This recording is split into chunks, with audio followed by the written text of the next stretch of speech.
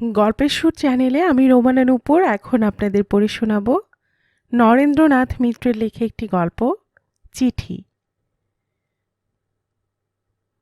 খাকি পরা পিয়ন ঘরের সামনে এসে হাঁক দিল, চিঠি আছে? ঘরে এক ছটাক চাল কি আটা নেই। মাস শেষ হওয়ার অনেক আগেই হাতের টাকা ফুরিয়ে গেছে। রেশন কে করে আনবে তাই নিয়ে আলোচনা হচ্ছিল বাপ আর ছেলের মধ্যে। পিয়নের ডাক তাদের কানে গেল না। তারাপদ আর হরিপদ রেশনের কথাই বলাবলি করতে লাগলো। তারাপদ বলল, একটা টাকাও তোর কাছে নেই? হরিপদ লজ্জিত হয়ে বলল, না বাবা, থাকলে কি আর।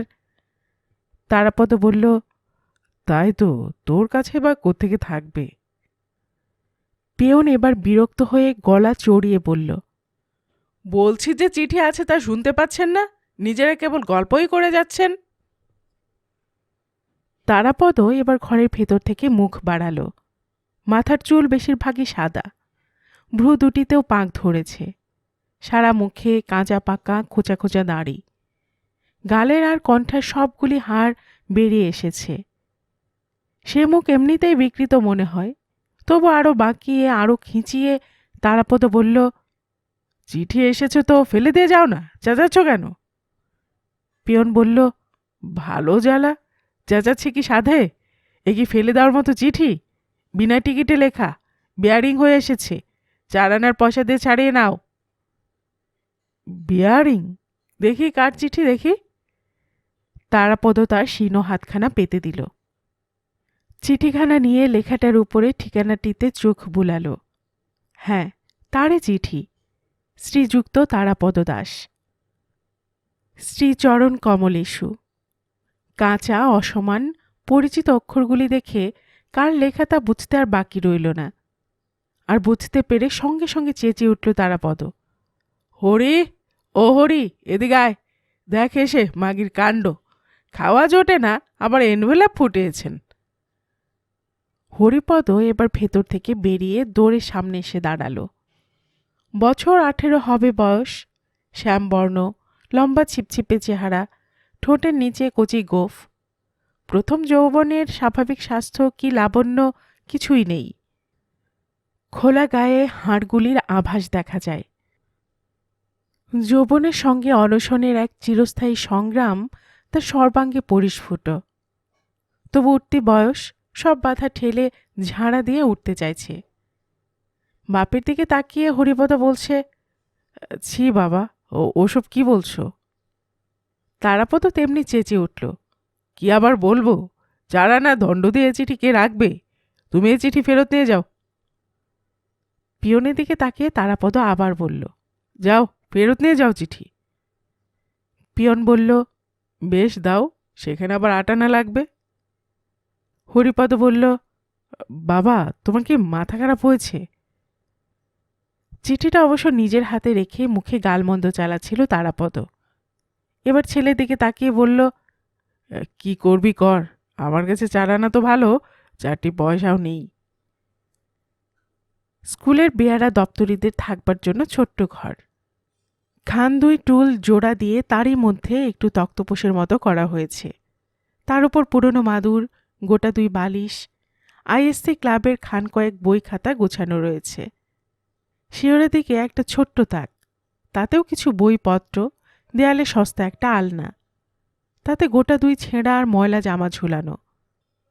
জামা দুটোর প্রত্যেকটা পকেট হাতটে দেখল হরিপদ, মিলল 7 পয়সা। মাদুরের তলা থেকে বেরোলো একখানা দুয়ানি, কুড়িয়ে নিয়ে তারাপদর হাতে দিয়ে বলল, 1 পয়সা কম হচ্ছে বাবা, হবে না তোমার কাছে? জ্বালাতন, এ নাও, বিড়ি খাওয়ার জন্য রেখেছিলাম, বলে তারাপদ ট্যাগ থেকে একটা ডবল পয়সায় বের করে দিল। হেসে 1 পয়সা বাবাকে ফেরত দিল হরিপদ। তারপর পিয়নকে 4 আনা বুঝিয়ে দিয়ে ঘরে চলে এলো। তারাপদ চিঠিখানা ছেলের হাতে দিয়ে বলল, নাও পড়ো, কদিন ধরে চোখে আবার কেমন ঝাপসা ঝাপসা দেখছি। হাসপাতালে গেলেই তো বলে চশমা নাও, কিন্তু চশমার টাকা দেবে কি? নে পড় এবার চিঠিখানা। খামের মুখটা এবার ছিঁড়ে ফেলল হরিপদ, কাগজের ভাঁজ খুলল, তারপর পড়তে শুরু করল। প্রিয়তম। সঙ্গে সঙ্গে একটু জিভ কেটে চিঠিটা উল্টে রাখল হরিপদ। লজ্জায় মুখ নিচু করে বলল, তুমি পড়ো বাবা। ভারী অপ্রস্তুত হলো হরি। আচ্ছা বোকা তো সে। ছি ছি, বাবার কাছে লেখা মার খামের চিঠি কেন খুলতে গেল, কেন পড়তে গেল? এটুকু তার আক্কেল বুদ্ধি হলো না? পোস্টকার্ডের চিঠি পড়ে বলে স্বামীর কাছে লেখা স্ত্রীর খামের চিঠিও কি পড়া যায়?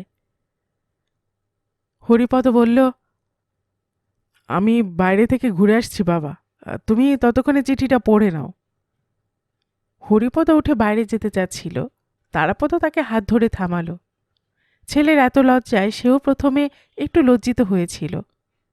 বউটার কাণ্ড দেখো, এতদিন বাদে ফের আবার কি সব লিখতে শুরু করেছে। কিন্তু লজ্জা পেয়ে ছেলে একেবারে উঠে বাইরে চলে যাচ্ছে দেখে তাকে হাত ধরে টেনে বসালো তারাপদ। বস বস, তোর আর যেতে হবে না। ওতে কি হয়েছে? ও তো শুধু একটা পাঠ, বাকি চিঠিখানা পড়ে ফেল এবার, ওরকম আর কিছু নেই। হরিপদ এবার একটু বিরক্ত হয়ে বলল, তুমি তো পড়তে পারো বাবা। ও তো শুধু একটা পাঠ, বাকি চিঠিখানা পড়ে ফেল এবার, ওরকম আর কিছু নেই। হরিপদ এবার একটু বিরক্ত হয়ে বলল, তুমি তো পড়তে পারো বাবা। তারাপদ হেসে বলল, আরে পারলে কি আর তোকে বলতাম, আমার চোখ দুটো কি আর আছে রে, এখন তোর চোখই আমার চোখ, পড় তুই। আর কোনো তর্ক না করে হরিপদ এবার সশব্দে পড়তে শুরু করল। পরপর তোমাকে আর হরিকে 3খানা পোস্টকার্ড দিয়াছি, টাকা পাঠাইবার কথা বলিয়াছি, কিন্তু টাকা পাঠানো দূরে থাকুক, তোমরা কেউ একখানা চিঠির উত্তরও দিলে না। একখানা পোস্টকার্ডের 3 পয়সা করিয়া দাম। এই 3টি পয়সা কত কষ্টে আমাকে জোগাড় করিতে হয়, কত দরকারি জিনিস না কিনিয়া একখানা পোস্টকার্ড কিনিতে হয়, তা কি তোমরা জানো না? এই 9টি পয়সা এক জায়গায় রাখিয়া দিলে তাহা দিয়া ছোট্ট খুকির সাগু বার্লি কিনিতে পারিতাম, কিন্তু চিঠি না দিয়ে বা পারি কি করিয়া? চিঠি দিলেই কেউ খোঁজ নাও না, আর না দিলে তো একেবারে ভুলিয়াই যাইবে। ভুলিতে পারিলেই তো বাঁচো। 3খানা পোস্টকার্ডের কোনো জবাব না পাইয়া আজ বেয়ারিং খামে চিঠি দিতেছি, রাগ করিয়া মজা দেখিবার জন্য না। আমার হাতে একটি পয়সাও নাই যে চিঠি দিই। ধার করিব, কার কাছে ধার করিব? চারদিকেই দেনা, যে দেখে সেই মুখ ফিরাইয়া চলিয়া যায়, কাহারও কাছে আমার হাত পাতিবার জো নেই। তোমরা টাকা পয়সা পাঠানো যদি এমন বন্ধ করিয়া দাও, 5-5টি ছেলে মেয়ে লইয়া আমি কি করিয়া থাকি? গাছগাছালি যা ছিল বিক্রি করিয়া খাইয়াছি, আর কুটা গাছটিও নাই, এখন কোন পোড়া ছাই খাইব? তোমার ক্ষমতার দৌড় তো দেখিলাম। হরিপদর পড়া ছাড়াইয়া তাহাকে কাজে ভেজাইয়া দাও। ভালো চাকরি বাকরি না পায়, কুলিগিরি মুটিগিরি করুক, দিন যদি কখনো ফেরে তখন পড়িবে। আর আমাকেও কলিকাতায় লইয়া যাও, দেখি পেটের ভাত জোগাড় করিতে পারি কি না। আর কিছু না পারি, ঝিগিরি তো করিতে পারিব। যাহার বাছারা 2 বেলা খিদায় কাঁদিয়া মরে, তাহারা লজ্জা ভয় রাখিলে চলে না। ইতি তোমার সরোজিনী। চিঠিখানায় অনেক বানান ভুল আছে, অক্ষরগুলিও কাঁচা কাঁচা, কিন্তু মুসাবিদা একেবারে পাকা উকিল মুহুরির মতো। পড়া হয়ে গেলে ছেলের হাত থেকে চিঠিটা নিয়ে দূরে ছুঁড়ে ফেলে দিল তারাপদ। প্রথম যৌবনে বাপমাকে লুকিয়ে লুকিয়ে রাত জেগে স্ত্রীকে নিজেই লেখাপড়া শিখিয়েছিল তারাপদ। সরোজিনী তখন পড়ার দিকে মন ছিল না, কিন্তু তারাপদ নাছোড়বান্দা, একটু আধটু লিখতে পড়তে না জানলে তারাপদ যখন বিদেশে মেয়ে ভুইয়ে যাবে, তখন তাকে চিঠিপত্র লিখবে কি করে সরোজিনী? কেমন করে জানাবে ভালোবাসার কথা, বিরহ বেদনার দুঃখ? কিন্তু আজকাল স্ত্রীর চিঠিপত্রের ধরন দেখে তারাপদর মনে হয় এর চেয়ে সরোজিনীকে নিরক্ষরা করে রাখাই ঢের ভালো ছিল। তাহলে অমন স্ত্রী ছাঁদহীন কেঁচোর মতো অক্ষরের মধ্যে অত তীব্র সাপের বিষ ভরে পাঠাতে পারত না। মায়ের লেখা প্রিয়তম কথাটি দেখে প্রথমে হরিপদর যে পরিমাণ লজ্জা হয়েছিল, পুরো চিঠিটা পড়বার পর রাগ তার চেয়ে অনেক গুণ বেশি হল। জ্বালা ধরে গেল মনে। দূর থেকে এমন চিঠিও কোনো মেয়ে মানুষ তার প্রিয়তমকে লিখতে পারে? সমস্ত চিঠিখানার মধ্যে প্রিয় কথা একটিও নেই। স্বামীর জন্য একটু সহানুভূতি, ছেলের জন্য একটু উদ্বেগ উৎকণ্ঠার আভাস মাত্র পাওয়া যায় না। কেবল টাকা আর টাকা, কেবল দাও আর দাও। খিদের আগুনে মায়ের মায়া মমতা সব যেন পুড়ে ছাই হয়ে গেছে। প্রিয়তম পাত্রীর কথাও মনে হলো হরিপদর। কথাটি নিশ্চয়ই বাবাকে পরিহাস করে ব্যঙ্গ করে লিখেছে মা। তাছাড়া এ চিঠিতে ও পাঠের আর কোনো অর্থ নেই। কিন্তু ব্যঙ্গ যে করে মা কি নিজেই জানে না কি অবস্থায় এখানে তার স্বামী পুত্রে দিন কাটে? খিদের ধাক্কা কি হরিপদ তারাপদর পেটেও নেই? কিন্তু উপায় কি? দিনের বেলায় স্কুলের বেয়ারাগিরি করে তারাপদ মাসে ৩৫ টাকা পায়। এখন এই হয়েছে সকলের সম্বল। বাকি টাকা ধার কর্য করে তোলে। একজনের কাছ থেকে টাকা এনে আরেকজনকে শোধ দেয়। তাছাড়া স্কুলে সেই ৩৫ টাকায় কি সব মাসে জোটে? আগাম নিয়ে নিয়ে বেশিরভাগ টাকাই তারাপদকে খরচ করে ফেলতে হয়। নিজেদের খোরাকিটা পর্যন্ত হাতে থাকে না। মাসের মধ্যে কতদিন যে ছাতু খেয়ে মুড়ি খেয়ে দুই বাপ বেটাকে দিন কাটাতে হয় তার ঠিক নেই। দু একবেলা না খেয়েও কাটে। বছরখানেক আগেও অবস্থা এত খারাপ ছিল না তারাপদর। এক দৈনিক কাগজের অফিসে রাত্রে চাকরি করত। তাতেও পেত টাকা ৪০। কিন্তু একটানা কবছর করবার পর শরীর আর সইল না। অসুখে বিসুখে কেবলই কামাই হতে লাগল। অফিসে গিয়েও ভালো করে কাজ করতে পারত না। বাবুরা রিপোর্ট করলেন, এর দ্বারা চলবে না। হরিপদ বলল, আমার দ্বারা তো চলবে, আমি যাই বাবা। তারাপদ তাকে আঁকড়ে ধরে বলল, না, তোকে কিছুতেই যেতে দেব না। তুই পড়। বেয়ারাগিরি তোর জন্য নয়। ভালো করে পরীক্ষা দিলে তুই বৃত্তি পাবি। ক্লাসের মধ্যে ফার্স্ট বয় ছিল হরিপদ। কিন্তু পরীক্ষার ফল যা আশা করেছিল তা হয়নি। বৃত্তি পায়নি। শুধু প্রথম বিভাগে পাশ করেছে। তারাপদ বলেছে, এ পরীক্ষায় না পেলি পরের পরীক্ষায় পাবি, তুই পড়। বাপের অনুরোধ এড়াতে পারেনি হরিপদ। চেষ্টা চরিত্র করে ফ্রিশিপ জোগাড় করেছে। মোটামুটি ভালো কলেজ দেখে ভর্তি হয়েছে আইএসসিতে। স্কলারশিপ এবার তার পাওয়াই চাই। কিন্তু মায়ের চিঠি পড়ে হরিপদর আজ বারবার মনে হতে লাগল কলেজে আর তার ভর্তি না হওয়াই উচিত ছিল। সংসারে যার এই অবস্থা, পড়াশুনো তার পক্ষে বিলাসিতা। মা ঠিকই লিখেছে। কি হবে হরিপদর কেমিস্ট্রি ফিজিক্সের তত্ত্বে? সে কুলি মজুরি করবে। কিছুখানি স্তব্ধ হয়ে থাকার পর তারাপদ বলল, শুনলি তো হারামজাদের চিঠির বয়ান, এখন কি করবি কর। হরিপদ রূঢ়ভাবে বলল, আমি কি করব? আমি তো তখনই বলেছিলাম আমার আর পড়ে কাজ নেই বাবা, তা তুমি কিছুতেই ছাড়লে না। যদি বলো পুরনো ছেঁড়া বই কখানা কলেজ স্ট্রিটে গিয়ে বিক্রি করে আসি। আর আমার কি করবার আছে? তারাপদ দুই চোখ ছলছল করে উঠল। তুই এই কথা বলতে পারলি? বই বিক্রির কথা তুই উচ্চারণ করতে পারলি মুখ দিয়ে? হরিপদ লজ্জিত হয়ে চুপ করে রইল। এসব কথা তার বাবা কোনো দিন সহ্য করতে পারে না। সে ছাড়া তারাপদর আর কোনো গর্বের সামগ্রীই নেই। সে বিদ্বান হবে, বড় হয়ে অগাধ যশ আর অর্থের অধিকারী হবে। এছাড়া তারাপদর আর কোনো স্বপ্ন নেই, সাধ নেই মনে। তারাপদ জানে নিজের যা হবার হয়ে গেছে। এখন সমস্ত বাসনা আশা আকাঙ্ক্ষাকে মূর্ত করে রেখেছে তারাপদ। সে কথা হরিপদ জানে। স্কুলে যখন সে পড়ত, তারাপদ তার প্রোগ্রেস রিপোর্ট আর প্রাইজের বইগুলি নিয়ে অফিসের বাবুদের দেখিয়ে বেড়াত। তাদের কাছ থেকে টাকা চাইত, বই চাইত। হরিপদ বলতো, ছি বাবা, আমার নাম করে অমন ভিক্ষে করে বেড়াও, আমার ভারী লজ্জা করে। তারাপদ বলতো, লজ্জা কিসের রে? বড় হয়ে তুই আবার কতজনকে ভিক্ষা দিবি? হরিপদর সংকোচ দেখে, আত্ম অভিমান দেখে তারাপদ তাকে বাইরে কারো কাছে হাত পাততে পাঠায় না। ধারকর্য নিজেই করে আনে।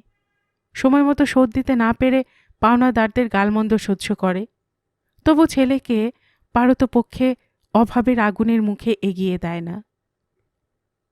কিন্তু আজ সেই তারাপদই বলল, আমি চেষ্টায় বেরোই, তুই একটু ঘুরে দেখ গোটা কয়েক টাকা জোগাড় করতে পারিস কিনা। হরিপদ একটু যেন বিস্মিত হয়ে বলল, আমি বেরোবো? তারপর নিজের প্রশ্নের ধরনে নিজেই লজ্জিত হল। তারাপদ বলল, বেরোবি না কি করবি বল, চিঠিখানা তো নিজেই পড়লি। চিঠির কথা মনে পড়ায় হরিপদর বুকের মধ্যে আবার জ্বালা করে উঠল। মা তাকে পড়া ছেড়ে কুলিগিরি ধরতে বলেছে। হরিপদ বলল, হ্যাঁ পড়েছি, কিন্তু কি করব বলো। তারাপদ লজ্জিত ভঙ্গিতে একটু হাসল। কলেজে তোর বন্ধুবান্ধব প্রফেসররা তো আছে, তাদের কাছে। হরিপদ রুক্ষ স্বরে বলল, তাদের কাছে আমি হাত পাতে পারবো না বাবা, আর হাত পাতলেই বা আমাকে দেবে কে? তারাপদ দীর্ঘশ্বাস ছেড়ে বলল, আচ্ছা তাহলে আমি বেরোই। উল্টোডিঙির আড়তের শ্রীবিলাস কুণ্ড নাকি আজই দেশে যাবে, তার কাছে গোটা কয়েক টাকা গুছিয়ে দিতে পারলে কাজ হতো। দুদিনের মধ্যে টাকাটা তারা পেয়ে যেত। হাতে টাকা আসলে তো আর মনি অর্ডার করবার জো নেই। ভেবেছিলাম শ্রীবিলাসের সঙ্গে পাঠাবো, কিন্তু টাকার জোগাড়ি হলো না। সে নাকি আজই ঢাকা মেলে যাবে। হরিপদ বলল, যাই যাক, গেলে আর কি করব। টাকা হাতে এলেও হিন্দুস্তান পাকিস্তানের গোলমালে তা পাঠাবার জো নেই। দুই দেশের মধ্যে মনি অর্ডারের ব্যবস্থা বন্ধ। ত্রিপুরা জেলায় চাঁদপুর মহকুমার সে সোনাপুর গ্রামে কি তার কাছাকাছি কে কখন যাবে অপেক্ষায় থাকতে হয়। সোনাপুরের পাশের গ্রাম চণ্ডীপুরের কুণ্ডুরা উল্টো ডিঙিতে তেল আর আলকাত্রার ব্যবসা করে। সেই আড়তে মাঝে মাঝে টাকা জমা দেয় তারাপদ। সেখান থেকে লোক মারফত পাঠাবার ব্যবস্থা করে। হরিপদ সবই জানে, তবু জেনে শুনেও চুপ করে বসে রইল। খানিকটা কি ভেবে তারাপদ উঠে দাঁড়াল। 14 পয়সা দিয়ে ছেলের কেনা সেই সস্তা আলনাটায় গোটা 2 ছেঁড়া জামা ঝুলানো আছে, তার একটা তুলে নিল। আজকাল আর বাছাবাছির দরকার হয় না। ছেলে বড় হওয়ার পর সুবিধে হয়ে গেছে, তার জামা গায়ে দিয়ে বেরুলেই চলে। হরিপদ বলল, ও কি ওই ছিটের শার্টটা নিলে কেন? ওটা তো কাঁধের কাছে একেবারে ছিঁড়ে গেছে। ওই সাদাটা নাও, ওটাও তো ছেড়েনি। আমার তো আজ আর কলেজ নেই, ভালোটাই নিয়ে যাও তুমি। ইচ্ছে করে বেশি ছেঁড়া জামাটা গায়ে দিয়ে কেন বাবা বেরোয় তা হরিপদ জানে। তাতে দুরবস্থাটা লোকের যাতে আরও বেশি করে চোখে পড়ে, যাতে লোকের মনে আরও বেশি রকম অনুকম্পা জাগে, সেই চেষ্টা। ছেঁড়া স্যান্ডেল জোড়া থাকতে তা তালি টালি দিয়ে ঠিক করে আনলেও তা ফেলে রেখে ধারকর্যের সময় খালি পায়ে বেরিয়ে পড়ে তারাপদ। অন্ধসীনে গলা অমনিতেই চিচি করে, তবু পাছে কেউ মনে করে ওদের খাওয়া দাওয়া বেশ চলছে, তাই আরও নিচু গলায় আর অস্পষ্ট অস্ফুট স্বরে তারাপদ কথা বলে। বাবার এই কাণ্ড দেখে মাঝে মাঝে হরিপদ লজ্জা হয়। তারা কি যথেষ্ট দরিদ্র নয় যে ভিক্ষার জন্য আরও ভোল চাই? তারাপদ এগিয়ে এসে বলল, চিঠিখানা দে তো। হরিপদ বলল, চিঠি? চিঠি দিয়ে তুমি কি করবে? তারাপদ ছেলের কথার জবাব না দিয়ে মুখ নিচু করল। আস্তে আস্তে বলল, এই নিতাম একটু। বাপকে ধমকে উঠল হরিপদ, নিতাম একটু? তুমি ভেবেছ ওই চিঠি লোককে দেখিয়ে ধার করবে, ভিক্ষে করবে? তা আমি তোমাকে করতে দেব না বাবা, ও চিঠি আমি কাউকে দেখাতে দেব না। ছেলের এই দীপ্ত ভঙ্গির দিকে তাকিয়ে তারাপদ যেন একটু খুশি হল। এজন্য নিজেরই বিবেকের ধমক, নিজেরই যৌবনের জেদ। লজ্জিত ভঙ্গিতে বলল, আমি কাউকে দেখাতাম না। আচ্ছা, ও চিঠি তোর কাছে রাখ তুই। সামনে স্কুলের কম্পাউন্ডের মধ্যেই একটা কৃষ্ণচূড়ার গাছ। রক্ত রঙের ফুল আর ফুল। গাছের পাতা দেখা যায় না, কিন্তু 2 ডালের ফাঁক দিয়ে দেখা যায় নীলচে রঙের একটি দোতলা বাড়ি। দেখা যায় তার ছাদে নানা রঙের শাড়ি উঠছে পতাকার মতো। ঘরের বাইরে এসে তারাপদ আর হরিপদ দুজনেই সেই বাড়িটির দিকে একটুকাল তাকিয়ে রইল। তারাপদ বলল, হরি, যাব নাকি একবার উকিলবাবুর কাছে? তিনি তো এখন কোর্টে গেছেন। গিন্নির কাছে আরেকবার গোটাকতক টাকা চেয়ে দেখব নাকি? হরিপদ চেঁচিয়ে উঠল, ফের আবার ওখানে যেতে চাইছো? তোমার লজ্জা করল না বাবা? কি করে কথাটা তুমি বললে? শেষের দিকে শুধু ধমক নয়, খানিকটা আক্ষেপ আর অনুযোগের সুরও ফুটে উঠল হরিপদর গলায়। বই বিক্রির কথায় তারাপদর যেমন উঠেছিল। তারাপদ ছেলের দিকে একটুকাল চেয়ে থেকে বলল, আচ্ছা, তবে থাক। তারাপদ ফুলে ঢাকা কৃষ্ণচূড়া গাছের পাশ দিয়ে স্কুলের বড় গেটটার দিকে এগিয়ে গেল। ডাল থেকে একটা ফুল ঝরে পড়ল তার সে ছেঁড়া জামার ওপর। অন্যমনস্কের মতোই তারাপদ বাঁ হাত দিয়ে সেই ফুলটা ঝেড়ে ফেলে দিল। হরিপদ তাকেই তাকে দেখল। তার বাবা সে নীলচে রঙের বাড়ির পাশ দিয়ে দ্রুত পায়ে বেরিয়ে গেল। আকাশ রঙের ওই বাড়িটির কাছ থেকে হরিপদরা একসময় খুব সমাদর পেয়েছিল।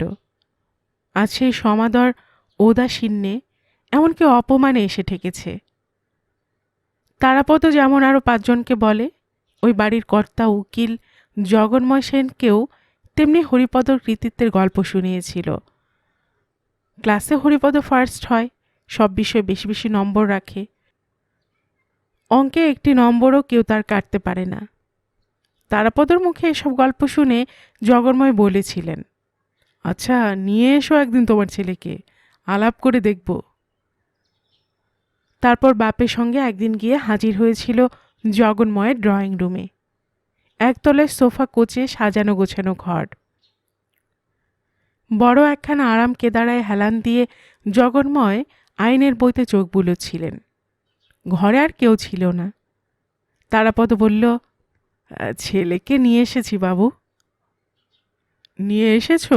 বেশ বেশ, বসো ওখানে, বলে সামনের সোফাটা দেখিয়ে দিলেন জগন্ময়।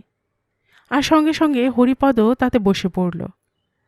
জগন্ময় একটু হেসে তারাপদর দিকে তাকালেন। তুমিও বসো না ওখানে। তারাপদ জিভ কেটে বলল, আগে না বাবু, ও বসেছে তাতে আমার হয়েছে। আমি একটু ঘুরে কাজ ছেড়ে আসি। আপনি ওকে যা জিজ্ঞাসাবাদ করবার করুন। জগন্ময় বাবু হেসে বললেন, জিজ্ঞাসাবাদ আবার কি করব? ও কি আসামি? তারাপদ চলে গেলে অত বড় একজন গম্ভীর মানুষের সামনে বসে থাকতে থাকতে হরিপদ কেমন যেন অসহায় বোধ করল। বইয়ের মধ্যে ফের খানিকক্ষণ ডুবে রইলেন জগন্ময় বাবু। তারপর কি খেয়াল হওয়ায় আবার মুখ তুললেন। বেশ বেশ, মনোযোগ দিয়ে পড়ো, ভালো রেজাল্ট করো। দুঃখ কষ্টের মধ্যেই মানুষ বড় হয়। পাশের ঘর থেকে একটি মিষ্টি গুনগুনানি শব্দ শোনা যাচ্ছিল। জগন্ময় সেদিকে তাকিয়ে একটু হেসে ডাকলেন, মিলি, এদিকে এসো। কে বাবা? 18-19 বছরের একটি সুন্দরী মেয়ে ঘরে ঢুকল। জগন্ময় বাবু হরিপদকে দেখিয়ে বললেন, একে চেনো? মিলি হেসে বলল, চিনব না কেন, সামনের স্কুল বাড়িটায় থাকে। জগন্ময় বাবু বললেন, সে কথা বলছি না, ছেলেটি খুব ভালো, তা জানো? ওই স্কুলের ফার্স্ট ক্লাসে পড়ে, ফার্স্ট হয়, অঙ্কে খুব মার্কস পায়। তোমাদের মতো নয়, অঙ্কের নাম শুনলেই তো তোমাদের মাথা ঘোরে। মিলি হেসে বলল, বাবা, অঙ্কের এলাকা কবে পার হয়ে এলাম, তবু তোমার সে আফসোস গেল না? জগন্ময় বাবু এবার পরিচয় করিয়ে দিলেন, আমার ছোট মেয়ে স্কটিশে পড়ে, 3rd ইয়ার, ইংরেজিতে অনার্স নিয়েছে। আমি ম্যাথমেটিক্সটাই ভালোবাসতাম, কিন্তু আমার ছেলেমেয়েরা কেউ ওদিকে যায়নি। মিলি, ছেলেটিকে একটু মিষ্টি এনে দাও, বলে দাও না রানীকে। হরিপদ অস্ফুট স্বরে বলল, না না। মিলি বলল, এদিকে এসো। অভিভূতের মতো হরিপদ তার পেছনে পেছনে গেল। ভেতর দিকের একটা বারান্দায় নিয়ে গিয়ে মিলি ডেকে বলল, রানী, ওকে একটু জলখাবার আনিয়ে দাও তো। আচ্ছা, আমি এবার যাই, একটু তাড়া আছে, আর একদিন আলাপ হবে। জলখাবারে তেমন যেন আর রুচি রইল না হরিপদর। একটু বাদে প্লেটে করে 2টি রসগোল্লা আর 2টি সন্দেশ এনে সামনে রাখলো আরেকটি মেয়ে। বছর 16-17 বয়স, কালো হ্যাংলা চেহারা। হরিপদ ওকে চেনে, এবারে ঝিয়ের কাজ করে মেয়েটি, কখনো কখনো রাধেও। জগন্ময় বাবু তাদের গ্রাম থেকে ওকে নিয়ে এসেছেন। আসন পেতে খাবার দিয়ে মেয়েটি মুচকি মুচকি হাসতে লাগলো। হরিপদ বলল, তুমি হাসছ যে? রানী বলল, হাসছে তোমার রকম সকম দেখে। জানলা দিয়ে সব আমি দেখছিলাম। কি স্পর্ধা, বাপরে বাপ! বাবু বলার সঙ্গে সঙ্গে তুমি তার ওই সামনের সোফায় বসে পড়লে। একটু লজ্জা হলো না? ভয় হলো না? কই, তোমার বাবা তো সাহস পেল না বসতে। তোমার এত সাহস এলো থেকে? এই মুখরা মেয়েটির সামনে লজ্জায় অপমানে হরিপদ মাথা নিচু করে রইল। মিষ্টি গুলিয়ে গলা দিয়ে যেন নামতে চাইল না। কার সঙ্গে কথা বলছিস রে রানী? মোটাসোটা একটা মহিলা ঘরের ভেতর থেকে বেরিয়ে এলেন। রানী বলল, এই হরিপদর সঙ্গে মা, না হয় পরে ফার্স্ট ক্লাসে, তবু এত সাহস! বাবুর সামনে সোফায় গিয়ে বসলো, কিন্তু বসে থাকতে পারবে কেন? অভ্যেস তো নেই। উসখুস উসখুস, যেন ছাড়পোকায় কামড়াচ্ছে। মহিলাটি হেসে তাকে তাড়া দিয়ে বললেন, তুই যা তো এখান থেকে, আর জ্বালাস নে। ছেলেটাকে তুই কি খেতে দিবে নে? মহিলাটি জগন্ময় বাবুর স্ত্রী, মিলিদির মা। হরিপদ তা দেখেই বুঝেছিল। তিনি সস্নেহে বললেন, তুমি খেয়ে নাও বাপু, ওর কথায় কিছু মনে করো না। সেই থেকেই পরিবারটির সঙ্গে হরিপদর আলাপ।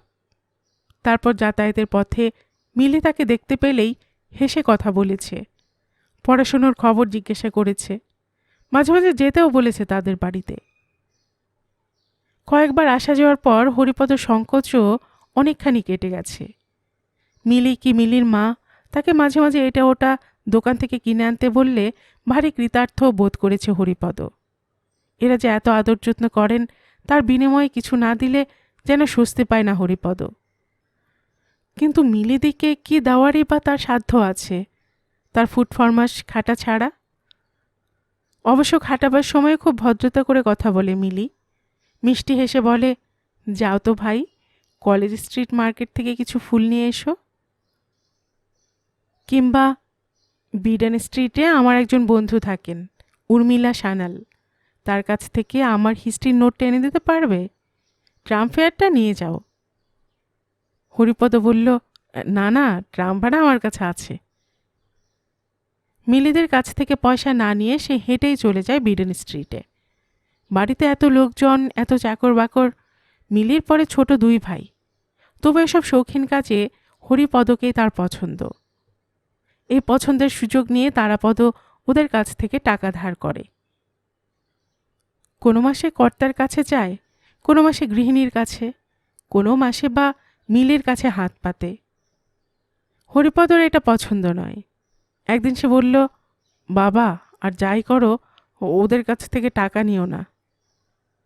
তারাপদ বলল, কেন রে? হরিপদ বলল, আমার ভালো লাগে না। তারাপদ ছেলের দিকে একটু কাল তাকিয়ে থেকে বলল, আমি তো একেবারে নিই না, ধার নেই, আবার 2-4 টাকা করে শোধও দিয়ে দিই। হরিপদ মিলিদের বাড়িতে আসে যায়, রানীর দিকে তাকায় না, তার সঙ্গে পারতপক্ষে কথাও বলে না। লেখাপড়া শিখে সে যেন মিলিদি আর তার ভাই অমল বিমলদের একজন হয়ে গেছে। বছরখানেক মেলামেশা ঘনিষ্ঠতার পর হঠাৎ এক কাণ্ড ঘটল। মিলির দেওয়া শরৎচন্দ্রের 1 খণ্ড বাঁধানো গ্রন্থাবলী হাতে সে তরতর করে সিঁড়ি বেয়ে সদর দরজা দিয়ে বেরিয়ে যাচ্ছিল। পাশের রান্নাঘর থেকে রানী বেরিয়ে এসে তার পথ আটকে দাঁড়ালো। এই শোনো, এই হরিপদ শোনো। হরিপদ থমকে দাঁড়ালো। কি বলছো? রানী বলল, আমাকে ওই মোড়ের দোকানটা থেকে 4 আনার হলুদ এনে দাও তো। হলুদ আনার কথায় হরিপদ ভারী অপমান বোধ করল। মনে রাগ চেপে বলল, আমার হলুদ আনার সময় নেই, আর কাউকে বলো। রানী বলল, আর আবার কাকে বলবো? গণেশ গোবিন্দ কাউকেও তো দেখছি নে, তুমি এনে দাও। গণেশ গোবিন্দ এ বাড়ি চাকর, তাদের সঙ্গে তুলনা দেওয়ায় রাগে সর্বাঙ্গ জ্বলে উঠল হরিপদর। চড়া গলায় বলল, আমি পারবো না, আমি কি তোমার চাকর? রানী হেসে বলল, আমার চাকর হবে কেন, তুমি কার চাকর তা সবাই জানে। হরিপদ যেন গর্জে উঠল। কি কি বললে? রানী বলল, মিথ্যে কিছু বলিনি, বেড়ার বেটাকে চাকর বলেছি। কথাটা শেষ হতে পারল না রানীর, সঙ্গে সঙ্গে সশব্দে ওর গালে একটা চড় বসিয়ে দিল হরিপদ। রানী চেঁচিয়ে উঠল, বাবা গো, মেরে ফেললো গো। চারপাশ থেকে লোকজন ছুটে এসে হরিপদকে ধরে ফেলল। দোতলা থেকে মিলি নেমে এলেন মিলির মা। গম্ভীর গলায় হুকুম দিলেন, ছোট লোকটাকে ঘাট ধরে বাড়ি থেকে বের করে দাও। এত বড় স্পর্ধা, আমার বাড়ির ঝিয়ের গায়ে হাত তোলে। আমি গোড়াতেই বলেছি মিলি, ওর চালচলন আদব কায়দা ভালো না, ওকে অত আশকারা দিস নে। বলে কি না লেখাপড়ায় ভালো, আর এই লেখাপড়া শিখলে কি ছোট লোক ভদ্রলোক হয়ে যায়? মিলি ফোঁস করে উঠল, আমাকে আবার এর মধ্যে জড়াচ্ছ কেন মা? আমি কি আশকারা দিলুম? মিলির মা বাধা দিয়ে বললেন, থাক বাপু থাক। ঘাট ধরে অবশ্য কেউ বের করে দিল না। হরিপদ নিজেই মাথা নিচু করে বেরিয়ে এলো। ক্লাসে ঢিরি পড়ে গেল। হরিপদ ভালো ছেলে হলে কি হবে, অভদ্র মেয়ে ছেলের গায়ে হাত তোলে। স্কুলের হেডমাস্টার পর্যন্ত ডেকে নিয়ে তাকে শাসন করে দিলেন। এমন করলে তোমাকে আমি আর স্কুলে রাখতে পারবো না হরিপদ। হরিপদ নালিশের ভঙ্গিতে বলল, ও আমাকে বাপ তুলে গাল দিয়েছে। হেডমাস্টার মুখ খিচিয়ে উঠলেন, ভারী অন্যায় করেছে, বেয়ারাকে বেয়ারা বলেছে, তাই বলে ওই সমস্ত মেয়ের গায়ে হাত দিবি? জগন্ময় বাবু স্কুল কমিটির বিশিষ্ট সদস্য। তারাপদ নিজেও ছেলেকে খুব গালমন্দ করল, বলল, ওকে তুই মারতে গেলি কেন? ছেলের অনুরোধে মাস তিনেকের মধ্যে তারাপদ জগন্ময় বাবুদের সব টাকা শোধ করে দিল। কিন্তু তা সত্ত্বেও হরিপদর আর সে বাড়িতে ডাক পড়ল না। ভেবেছিল মিলি দিয়ে অন্তত একবার ডাকবেন, সব কথা শুনতে চাইবেন, কিন্তু তার কাছ থেকেও কোনো সাড়া শব্দ পাওয়া গেল না। কিছুদিন বাদে লক্ষ্য করল মিলিদির কলেজের প্রফেসর হিরণময় বাবু ও বাড়িতে খুব যাতায়াত করছেন। প্রফেসর হলে কি হবে, মিলিদের সঙ্গে তার আলাপ ব্যবহার বন্ধুর মতো। গান শোনেন, তাস খেলেন, সিনেমা দেখেন, সঙ্গে নিয়ে বেড়াতে বেরোন। আরও মাস চারেক পরে শোনা গেল মিলিদের পরীক্ষা শেষ হয়ে গেলে দুজনের বিয়ে হবে। বেলা 2:30-3টায় তারাপদ ফিরে এলো ঘরে। বৈশাখের কড়া রোদ গেছে মাথার উপর দিয়ে, চেহারাখানা পুড়ে অঙ্গার। খিদের জ্বালায় ছটফট করছে হরিপদ। একবার ঘরে ঢুকছে, আরেকবার বাইরে এসে দাঁড়াচ্ছে। বাপকে দেখে এগিয়ে গেল কাছে, বলল, পেলে কিছু? তারাপদ সংক্ষেপে বলল, না। তারপর বসল গিয়ে ঘরের কোণে, দেয়ালে ঠেস দিয়ে। সে শ্যামবাজার থেকে হেঁটে এসেছে এই বউবাজার পর্যন্ত। এখন আর দাঁড়াবার শক্তি নেই। শক্তি থাকতো যদি টাকা আসতো হাতে। তারপর তো ছেলেকে জিজ্ঞাসা করল, খেয়েছিলি কিছু? হরিপদ খেকি উঠল, কি আবার খাবো, ঘরে কি কিছু আছে? তারাপদ বলল, 4 আনার পয়সা খরচ করে চিঠিটা না রাখলেই পারতি, কাল পরশু নিতাম, না হয় ফেরতই যেত। হরিপদ চুপ করে রইল। এখন তারও সেই কথা মনে হচ্ছে, চিঠিটা না রাখলেই হতো। 4 আনা থাকলে দুজনে চিড়ে মুড়ি খেয়ে এবেলা কাটাতে পারত। হঠাৎ তারাপদ বলল, সেখানেও সব শুকিয়ে মরছে, আজই শ্রীবিলাস চলে যাবে, কিছুই করে উঠতে পারলুম না। যার কাছে চাই সেই বলে মাসের শেষ, 5-7 দিন পরে এসো, দেখব চেষ্টা করে। হরিপদ রেগে উঠে বলল, চেষ্টা না ঘোড়ার ডিম করবে। তারপর জামাটা তুলে নিয়ে গায়ে দিল হরিপদ। চিঠিটা পড়েছিল তক্তপোষের উপর, বুক পকেটে পড়ল। তারাপদ জিজ্ঞাসা করল, কোথায় চললি? হরিপদ কোনো জবাব দিল না। হাঁটতে হাঁটতে শিয়ালদহের মোড়ে এসে দাঁড়ালো। চারদিক থেকে লোকজন আসছে যাচ্ছে, ট্রাম, বাস, ট্যাক্সির শব্দ। এখানে এমন কিছু ঘটে না যে হরিপদকে কেউ ডেকে নিয়ে চাকরিতে বসিয়ে দেয়। স্টেশনের ভেতর থেকে একজন লোক 2 হাতে 2 সুটকেস ঝুলিয়ে বেরুলো। হরিপদ তার দিকে 2 পা এগিয়ে গেল। একবার ভাবল ভদ্রলোকের হাত থেকে সুটকেসটা চেয়ে নেয়, বলে, বাবু আমাকে দিন, 4 আনার পয়সা দেবেন, যতদূর বলেন ততদূর বয়ে নিয়ে যাব। কিন্তু মনে যা আসে মুখে কি সবসময় তা বলা যায়? হরিপদ চেষ্টা করেও একটা শব্দ উচ্চারণ করতে পারল না। ভদ্রলোক তার দিকে একবার তাকিয়ে দ্রুত পায়ে চলে গেলেন। হয়তো ভাবলেন গুন্ডা কি পকেটমার। হরিপদ বুঝতে পারল এই মুহূর্তেই কুলিগিরি মজুরিগিরি করা তার পক্ষে সম্ভব হবে না। বাপের মতো তাকেও ধারের চেষ্টায় বেরোতে হবে। কিন্তু যায় কার কাছে? টাকা চাওয়ার মতো ঘনিষ্ঠ আলাপ কারো সঙ্গে হয়নি হরিপদর। ভাবতে ভাবতে মনে পড়ল সুবিনয় চাটুর্যের কথা। ওর বাবার রেডিও আর ইলেকট্রিক যন্ত্রপাতির দোকান আছে চিত্তরঞ্জন অ্যাভিনিউর মোড়ে। কলেজে প্রায়ই হরিপদর পাশাপাশি বসে। ভালো ছেলে বলে হরিপদকে খাতিরও করে। 2 দিন বাড়িতে ডেকে এনে চা খাইয়েছে। খানিকটা এগিয়ে বৈঠকখানা রোডের মোড়ে তেতলা বাড়িটার সামনে এসে হরিপদ কড়া নাড়ল। প্রথমে বেরিয়ে এলো চাকর, বলল, খোকাবাবু তো ঘুমোচ্ছেন।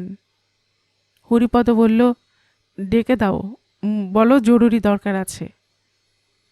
লোকটি হরিপদর চেহারার দিকে একবার চোখ বুলিয়ে নিয়ে বলল, এখন ঘুম ভাঙালে খুব চেঁচামেচি করবেন, দরকার থেকে বৈঠকখানা ঘরে বসুন, 4টেয় ঘুম ভাঙবে।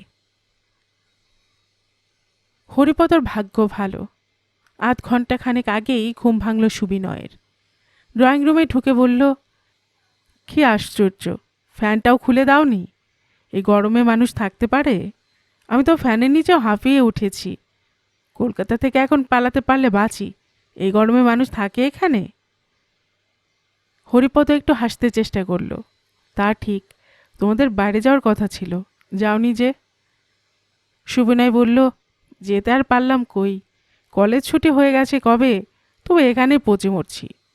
বাবার হুকুম বাড়ি আগলাতে হবে, চাকর বাকরের উপর বিশ্বাস নেই। একদল গেছেন কালিম্পংয়ে, তারা ফিরে এলে আমি ছুটি পাবো। তারপর তারপর তোমার কি খবর? তুমি যে এই অসময়ে? ভালো ছেলেরা কি বেড়ায় নাকি? কখনো বই ছেড়ে ওঠে? অবাক কাণ্ড। হরিপদ চোখ মুখ বুজে বলে ফেলল, বড় বিপদে পড়ে এসেছি ভাই, আমাকে গোটা 25 টাকা ধার দিতে হবে। সুবিনয় কিছুক্ষণ অবাক হয়ে থেকে বলল, টাকা ধার? তুমি কি বলছো হরিপদ? কিন্তু হরিপদ মরিয়া হয়ে উঠেছে, বলল, আমাকে না দিলে চলবে না সুবিনয়। সুবিনয় বলল, তা তো বুঝলাম, কিন্তু অত টাকা আমি পাবো কোথায়? এই দিন কয়েক আগেও 100 টাকা পিকনিকে খরচ করে এসেছে কলেজের বন্ধুদের কাছে। সেদিন সুবিনয় গল্প করছিল। ওর নিজের নামে ব্যাংকে অ্যাকাউন্ট আছে, সে খবরও হরিপদ জানে। এসব কথা মনে উঠলেও হরিপদ চুপ করে রইল। সুবিনয় বলল, কিছু মনে করো না, অত টাকা ধার দেওয়ার ক্ষমতা আমার নেই। তুমি কোনোদিন বলনি, এই প্রথম মুখ ফুটে চাইলে, আমি যা পারি দিচ্ছি। ভেতর থেকে একখানা 10 টাকার নোট নিয়ে এলো সুবিনয়, বলল, আমি এসব ধার দেওয়াটাও পছন্দ করি নে হরিপদ, বন্ধুদের সঙ্গে শেষ পর্যন্ত সম্পর্ক নষ্ট হয়ে যায়। বাবাও তাই বলেন। এমনি করে তিনি অনেক বন্ধু হারিয়েছেন। আজকাল আর দেন না, বলেন না দিয়ে কষ্ট একবার আর দিয়ে কষ্ট 100 বার। হরিপদ ভাবল নোটটা সুবিনয়কে ফেরত দেয়, কিন্তু কেমন যেন লজ্জা করতে লাগলো। দিতে পারল না, কিছু বলতে পারল না, শুধু মনের ভেতরটা জ্বলে যেতে লাগলো। সুবিনয় একটু বাদে হেসে বলল, কিছু মনে করো না ভাই, আমি শুধু আমার প্রিন্সিপালের কথা বললাম, ওটাকে তোমাকে ফেরত দিতে হবে না। হরিপদ বলল, নিশ্চয় দিতে হবে, আমিও আমার প্রিন্সিপালের কথা বলছি। অন্যদিন বাড়িতে এলে চা খাওয়ায় সুবিনয়, কিন্তু আজ আর বোধ হয় ওর সে উৎসাহ নেই। বন্ধুর কাছ থেকে বিদায় নিয়ে রাস্তায় নামল হরিপদ।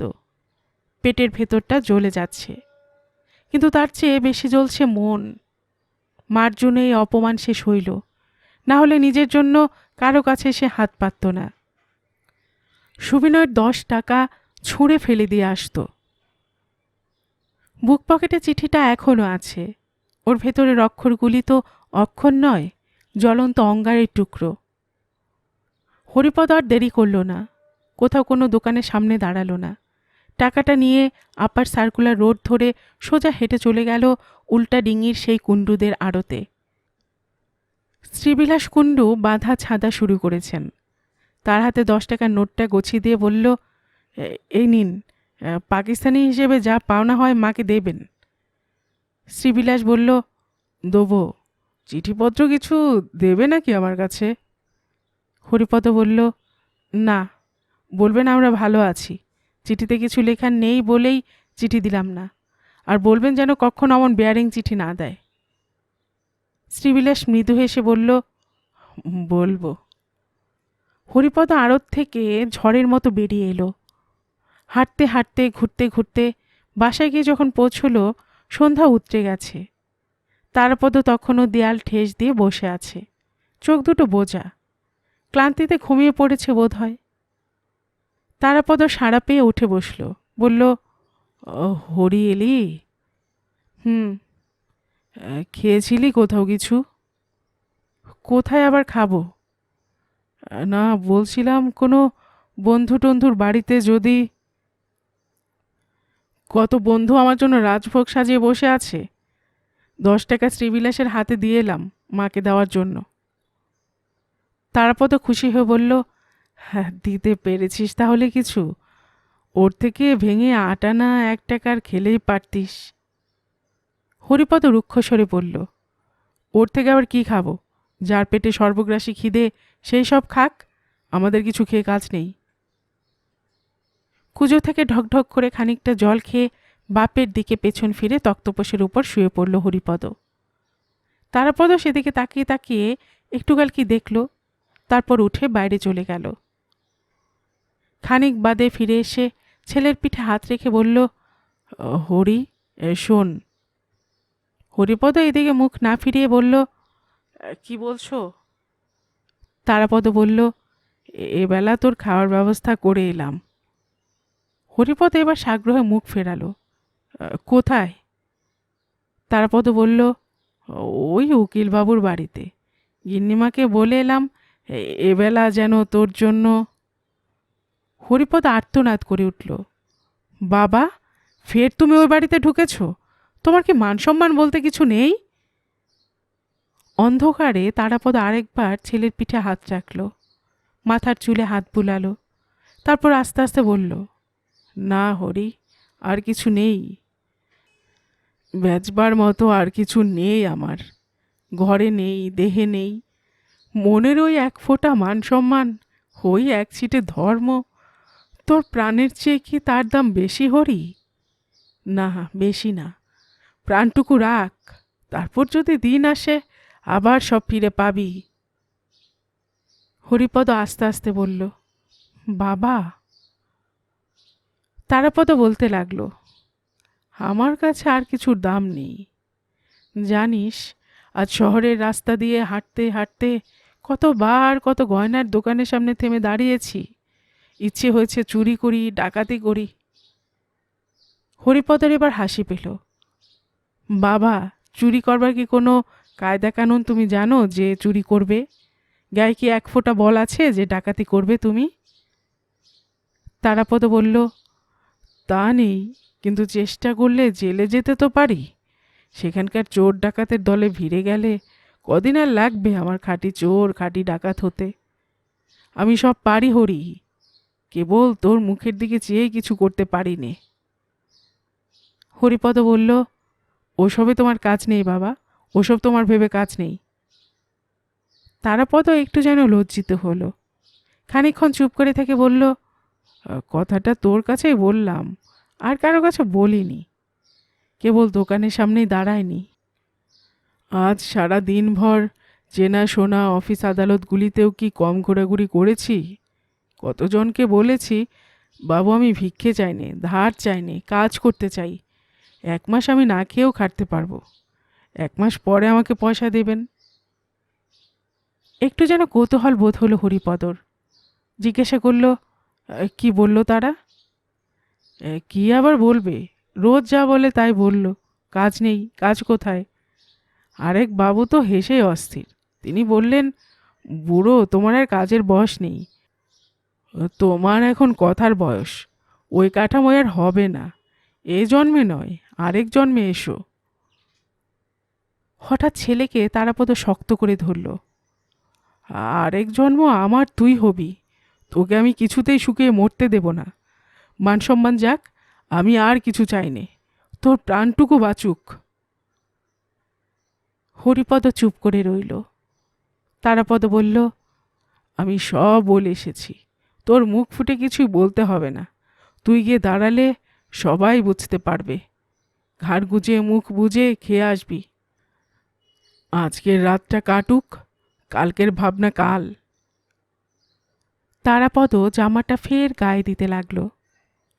হরিপদ বলল, আবার কোথায় চললে বাবা? তারাপদ বলল, যাব একটু পার্ক সার্কাসে, সুরেনবাবুর বাসায়। তিনি দেখা করতে বলেছিলেন। দেখি যদি কোনো সুবিধে টুবিধে হয়। সুরেন রায় কলেজের প্রফেসর। সকালে বিকেলে রাত্রে সব সময় আজকাল কলেজ চলে। সেই কলেজে রাত্রে একটি বেয়ারার কাজের জন্য অনেক দিন থেকেই যে চেষ্টা করছে তারাপদ, হরিপদ তা জানে। আশা প্রায় নেই বললেই চলে, তবু তারাপদ যাতায়াত ছাড়ছে না। হরিপদ বলল, কিন্তু আজই কেন যাবে? তারাপদ বলল, যাই গিয়ে হাঁটতে হাঁটতে। সেখানে গেলে তারা খালি চাই দেয় না, মুড়ি হোক রুটি হোক কিছু না কিছু দেয়। লজ্জিত ভঙ্গিতে তারাপদ একটু হাসল। হরিপদ বলল, তবে যাও।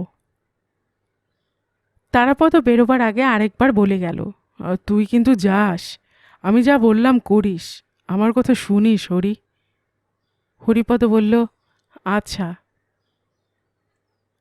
তারাপদ চলে যাওয়ার পর অনেকক্ষণ সে বিছানায় শুয়ে রইল। বাবা তাহলে সব ব্যবস্থা করে এসেছে, গিয়ে বললেই হয়। কিন্তু কি করে যাবে? যে বাড়ির লোক তাকে ঘাট ধরে অমন করে বার করে দিয়েছে, সে বাড়িতে অনাহূতভাবে ফের গিয়ে কোন মুখে পাত পাতবে হরিপদ? তাছাড়া ওদের হেঁসেলের ভার তো সে রানের উপর। তার কথা মনে হতেই বুকের ভেতরটা ফের জ্বালা করে উঠল হরিপদর। সেই ঘটনার পর আসতে যেতে তাকে অনেকবার দেখেছে হরিপদ, কিন্তু প্রত্যেকবারই চোখ ফিরিয়ে নিয়েছে। পাছে চোখে পড়ে, পাছে বড়লোকের বাড়ির ওই সোহাগী ঝি মেয়েটার চোখে ব্যাঙের হাসি, মজা দেখার হাসি দেখতে হয়। না, কিছুতেই আর ও বাড়িতে যাওয়া চলে না, কিছুতেই যাবে না হরিপদ। কিন্তু রাত যত বাড়তে লাগলো, মনের জ্বালাকে ছাড়িয়ে চলল পেটের জ্বালা। হরিপদ ছটফট করতে লাগলো, ঘর বার করতে লাগলো। উঠোনে সেই রাঙা কৃষ্ণচূড়ার গাছটা ফুলের রাশ মাথায় করে এখনো দাঁড়িয়ে আছে, কিন্তু সে ফুলের রং কালো রাত্রের অন্ধকারে সব ঢেকে গেছে। গা ঢাকা দিয়ে হরিপদও চলে যাবে নাকি আস্তে আস্তে? কে দেখবে? নিজেকেই নিজে দেখা যায় না। আর কোনো দিকে তাকাবে না হরিপদ, শুধু ভাতের দিকে ছাড়া। কিন্তু গলির ওপারে ও বাড়িতে আলো জ্বলছে, সেই আলোয় সব দেখা যাবে যে, সেই আলোয় আরেকজন সব দেখবে। না, কিছুতেই যেতে পারবে না হরিপদ, কিছুতেই না। সদরের ফটকের কাছে অনেকবার গেল হরিপদ, আবার ফিরে এলো। দেউড়িটুকু আর পার হতে পারে না। দিনভর কলকাতায় কত জায়গাতেই তো ঘুরে এলো, কিন্তু গলির এই পথটুকু পার হতে হরিপদর পা অবশ হয়ে আসছে। ক্রমে ওবারের আলোও নিবে এলো। খেয়ে দিয়ে সবাই উপরে চলে গেল, সব অন্ধকার। হরিপদর চোখের সামনে অন্ধকার জগৎটা ঘুরপাক খাচ্ছে। ফের ঘরে এসে ঢুকল হরিপদ, কুজোটা ধরল মুখের সামনে উপর করে। শূন্য, জল ধরার কথা কারোরই মনে নেই। ভূতের মতো অন্ধকার ঘরে কি করছো? কে? ঘুরে দাঁড়ালো হরিপদ। কে তুমি? ফিক করে একটু হাসির শব্দ শোনা গেল। পেতনি। হরিপদ অস্ফুট স্বরে বলল, রানী? হ্যাঁ গো হ্যাঁ, শুধু রানী নয়, রাজরানী, মহারানী। আলো জ্বালো এবার, হাত ভেঙে গেল। ভাতের থালাটা কোথায় রাখি কিছু দেখতে পাচ্ছি নে, সুইচটা কোথায়? হরিপদ বলল, সুইচটা নষ্ট হয়ে গেছে, মিস্ত্রি ডেকে সারিয়ে নিতে হবে। রানী বলল, তবেই হয়েছে, ততক্ষণ বুঝিয়ে অন্ধকার ঘরে থাকবো তোমার সঙ্গে, লোকে কি বলবে শুনি? হরিপদ বলল, শোনাশুনি দরকার কি? ভাতের থালা তুমি নিয়ে যাও, ও বাড়ির ভাত আমি খাবো না। ও বাড়ির ভাত নয়, আমার ভাগের ভাত। মানিপুরুষকে কি আমি যার তার ভাত খাওয়াতে পারি? রানী ফিক করে ফের একটু হাসল। খুঁজে খুঁজে 4 পয়সা দামের একটা আধপোড়া মোমবাতি হরিপদর বিছানার তলা থেকে পাওয়া গেল। ভেঙে 2 টুকরো হয়ে গেছে, দেশলাইও মিলল একটা। একটি কি 2টি কাঠি এখনো আছে। আলো জেলে রানী বসল পাতের কাছে। থালা ভরা ভাত আর মাছ তরকারি। ভাত মেখে মুখে দেওয়ার আগে হরিপদ রানী চোখের দিকে তাকালো। রানী বলল, কি হলো? এমন মানি পুরুষ, এমন তেজি পুরুষের চোখে জল? ছি ছি ছি। হরিপদ বলল, তা নয়, আমার মার কথা মনে পড়ছে। এটো বাসন কুড়িয়ে নিয়ে রানী চলে গেল। আর তার খানিক পরে ফিরে এলো তারাপদ। এসে প্রথমে জিজ্ঞাসা করল, গিয়েছিলি, খেয়েছিলি? হরিপদ মুখ নিচু করে বলল, যেতে হয়নি বাবা, সে নিজে এসেছিল। তারাপদ বলল, কে? হরিপদ আরও মুখ নামালো, অস্ফুট লজ্জিত স্বরে বলল, রানী। তারাপদ কিছুক্ষণ ছেলের মুখের দিকে তাকিয়ে রইল। তার সে হাড় বের করা ক্ষুধাক্লিষ্ট মুখ প্রসন্ন হাসিতে কোমল হয়ে উঠেছে। একটু বাদে তারাপদ বলল, চিঠিখানা কি করেছিলি রে হরি? হরিপদ বলল, আমার কাছে আছে বাবা, দেব? তারাপদ একটু যেন লজ্জিত ভঙ্গিতে বলল, দে তো দেখি। 4 গন্ডা পয়সা দিয়ে রাখলাম, ভালো করে শোনাই হলো না। হরিপদ উঠে গিয়ে বুক পকেট থেকে চিঠিখানা বের করে আনলো। মোমের যে টুকরোটা পড়েছিল সেটা জেলে দিল। তারপর বাপের হাতে চিঠিখানা দিয়ে বলল, নাও বাবা, পড়ো। তারপর একটু হেসে বলল, কেন রে, সকালের মতো তুই পড় না। হরিপদ বলল, না বাবা, তুমিই পড়ো, মনে মনে পড়ো। তারাপদ বলল, আচ্ছা দে। হরিপদ ঘরের বাইরে চলে যাচ্ছিল, তারাপদ তার হাত ধরে থামালো। সস্নেহে একটু ধমকের সুরে বলল, বস এখানে, ভারী তো হয়েছে। হরিপদ আর কোনো কথা না বলে বাপের পাশে বসে পড়ল। ছেলের এক হাত নিজের মুঠোর মধ্যে নিয়ে আরেক হাতে স্ত্রীর চিঠি খুলে ধরল তারাপদ। চোখের দৃষ্টি ক্ষীণ, মোমের বাতি নিবু নিবু। যে চিঠির অর্থ দিনে সে প্রখর আলোয় ভালো করে ধরা পড়েনি, এখন এই আধো অন্ধকারে যদি তার রহস্য কিছু বোঝা যায়। গল্পের সুর চ্যানেলে এতক্ষণ আপনারা শুনছিলেন নরেন্দ্রনাথ মিত্রের লেখে একটি ছোট গল্প, চিঠি। আর এতক্ষণ গল্প পাঠে আমি আপনাদের সাথে ছিলাম রোমানা নুপুর।